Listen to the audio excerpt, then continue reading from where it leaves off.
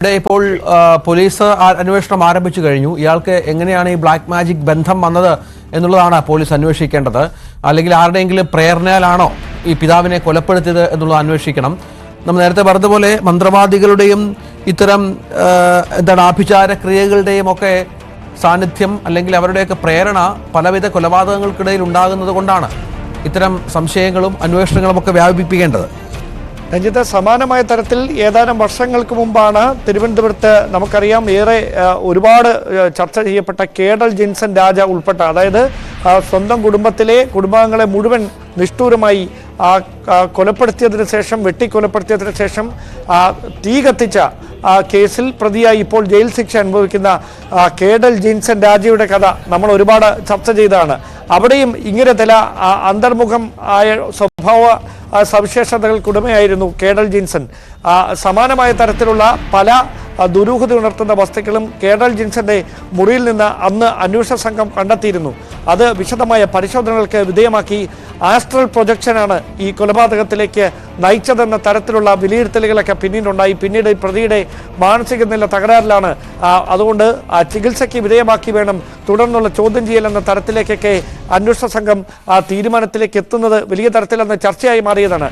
എനിക്ക് തോന്നുന്നു അതിനോട് ചേർത്ത് വെക്കാവുന്ന തരത്തിലാണ് ഇപ്പോൾ വെള്ളറടയിൽ നിന്ന് പുറത്തു വരുന്ന കാര്യങ്ങൾ. പ്രജിൻ ജോസ് ഉന്നത വിദ്യാഭ്യാസം ലക്ഷ്യമാക്കിയാണ് ചൈനയിലെ വുഹാനിലേക്ക് എത്തുന്നത്. അവിടെ മെഡിക്കൽ പഠനം തുടരുന്നതിനിടയിൽ ഈ പടർന്നു പിടിച്ച കോവിഡ് മഹാമാരിയിൽപ്പെട്ട് അവിടെ നിന്ന് പഠനം പാതി വഴിയിൽ ഉപേക്ഷിച്ച് തിരികെ നാട്ടിലേക്ക് മടങ്ങി വരേണ്ടി വരുന്നു. +2 മാത്രം വിദ്യാഭ്യാസ യോഗ്യതയായി അവശേഷിക്കുന്നതിൻ്റെ ഒരു മാനസിക സമ്മർദ്ദം, അതോടൊപ്പം ബന്ധുക്കളുടെയും നാട്ടുകാരുടെയും ഒക്കെ പഠനം എന്തായി കാര്യങ്ങളെന്ന ചോദ്യം, അതിൽ വീർപ്പുമുട്ടി അവിടെ നിന്ന് സിനിമ പഠിക്കാനായി കൊച്ചിയിലേക്ക് പോകുന്നു. അതിന് കുടുംബാംഗങ്ങൾ പണം നൽകുന്നു. തിരികെ മടങ്ങി വന്നതിന് ശേഷം തീർത്തും പരിചിതമല്ലാത്ത തരത്തിലുള്ള സ്വഭാവങ്ങൾ, പെരുമാറ്റങ്ങൾ ഈ പ്രജിൻ്റെ ഭാഗത്തു നിന്നുണ്ടാകുന്നു. ഒരു തരത്തിലും ചോദ്യം ചെയ്യാൻ കഴിയാത്ത തരത്തിലേക്ക് ഈ സ്വഭാവങ്ങൾ മാറുന്ന സാഹചര്യം. അച്ഛൻ്റെ മുമ്പിലിട്ട് അമ്മയെ മർദ്ദിക്കുന്നു, അത് ചോദ്യം ചെയ്യാൻ ശ്രമിച്ചാൽ അച്ഛനെയും മർദ്ദിക്കുന്നു. കുടുംബാംഗങ്ങൾക്ക് ഈ കാര്യം ബന്ധുക്കളോട് പോലും പറയാൻ പറ്റാത്ത പശ്ചാത്തലം. അത് ഒടുവിൽ ചെന്നെത്തിയത് സ്വന്തം പിതാവിൻ്റെ ജീവനെടുക്കുന്ന തരത്തിലുള്ള ഒരു ക്രൂരമായ കൊലപാതകത്തിൽ. അതിനുശേഷം മുറി തുറന്ന് പരിശോധിക്കുമ്പോഴാണ് ഇപ്പോൾ സംശയിക്കുന്ന തരത്തിൽ ബ്ലാക്ക് മാജിക്കിന് അടിമയായിരുന്നു ഈ യുവാവ് എന്ന് വ്യക്തമാക്കുന്ന തരത്തിലുള്ള ചില വിവരങ്ങൾ പുറത്തു വരുന്നത്. ഇനി അറിയാനുള്ളത് പ്രജിനുമായി ഈ കാര്യങ്ങളിൽ ബന്ധപ്പെട്ടിരുന്ന ആരെങ്കിലും വെള്ളറടയിൽ തന്നെ ഉണ്ടോ? അതിനപ്പുറത്തേക്ക് രാത്രികാലങ്ങളിൽ പ്രജിൻ സഞ്ചരിച്ചിരുന്നത് ആരെ കാണാനാണ്? ഈ ഫോണിൽ ഈ ഫോർമാറ്റ് ചെയ്യപ്പെട്ട വിവരങ്ങൾ എന്തൊക്കെയാണ്? അതിനൊക്കെ വിശദമായ പരിശോധനകൾ വേണ്ടിവരും. എന്തായാലും ഒരുപക്ഷെ വലിയ ആശങ്കപ്പെടുത്തുന്ന ഒരു വാർത്ത തന്നെയാണ് ഈ മണിക്കൂറിൽ വെള്ളറടയിൽ നിന്ന് റിപ്പോർട്ട് ചെയ്യപ്പെടുന്നത്. അതാണ് സാഹചര്യം. നേരത്തെ ഈ കുട്ടിയുടെ ഈ പ്രജിന്റെ അമ്മ കൊല്ലപ്പെട്ടയാളുടെ ഭാര്യ നമ്മളോട് സംസാരിച്ചിരുന്നു. അതിൻ്റെ ആ വാക്കുകളിലേക്ക് ഒരിക്കൽ കൂടി പോകാം.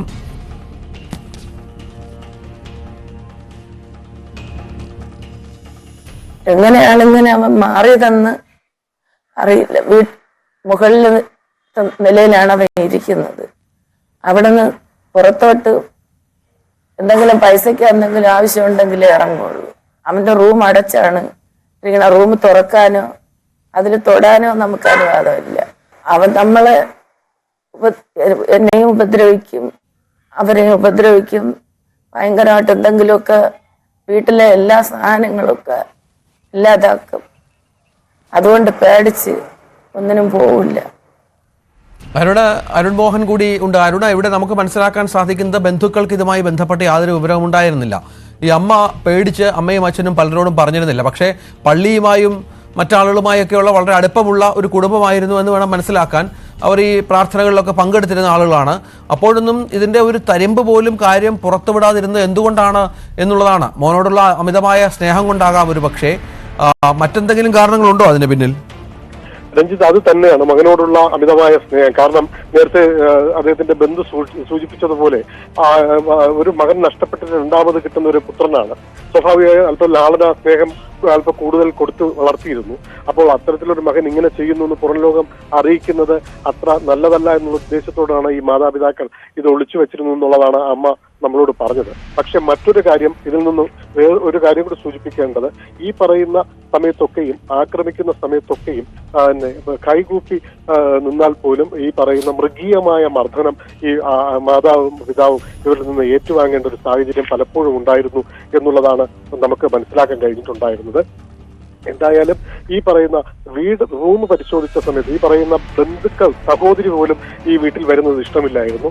കാരണം ആദ്യകാലങ്ങളിൽ ഇവര് ഈ പറഞ്ഞ നേരത്തെ സൂചിപ്പിച്ചതുപോലെ വളരെ നല്ല സൗഹൃദപരമായി, നല്ല സന്തോഷപരമായി നയിച്ചിരുന്ന ഒരു കുടുംബമായിരുന്നു. എല്ലാവർക്കും അസൂയ തോന്നുന്ന തരത്തിലുള്ള ഒരു സ്നേഹം ഉള്ള ഒരു കുടുംബമായിരുന്നു. പള്ളിയിൽ ഉൾപ്പെടെ പങ്കെടുക്കുന്ന ഒരു പയ്യനായിരുന്നു ഈ പറയുന്ന പ്രജിൻ.